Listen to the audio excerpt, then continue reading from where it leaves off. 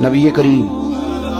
صلی اللہ علیہ وسلم فرماتے ہیں کہ ایک صحابی حضور کی بارگاہ میں آیا، عرض کی یا رسول اللہ صلی اللہ علیہ وسلم پریشان رہتا ہوں اپنی آخرت کے لیے، اور یہ بھی بڑا اللہ کا فضل ہے کہ کوئی آخرت کے لیے پریشان۔ حضور میں اپنی آخرت کے لیے بڑی پریشانی میں رہتا ہوں، کوئی ایسی بات بتا دیں کہ رب مجھے نجات عطا کر۔ تو نبی پاک صلی اللہ تعالی علیہ وسلم نے ایک ہی بات ارشاد فرمائی، فرمایا تم اپنے رب کے ساتھ بددیانتی نہ کرنا، اللہ تجھے نجات عطا کر دے گا۔ عرض کی یا رسول اللہ صلی اللہ علیہ وسلم اللہ کے ساتھ بددیانتی اور خیانت کیا ہے؟ لوگوں کے ساتھ تو معاملہ سمجھ میں آتا ہے کہ کسی نے کوئی رقم رکھوائی، کوئی ڈیوٹی دی، کوئی ذمہ لگایا، پورا نہ کیا تو بددیانتی ہو۔ اللہ کے ساتھ بددیانتی کا معنی کیا ہے؟ تو نبی پاک صلی اللہ علیہ وسلم فرمانے لگے وہ کام جو تمہیں خالص اپنے رب کی رضا کے لیے کرنے چاہیے تھے،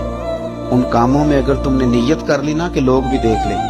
خیر کا بھی تم نے ارادہ کر لیا، حکم دیا تھا اللہ رسول نے، کرنے تھے اللہ رسول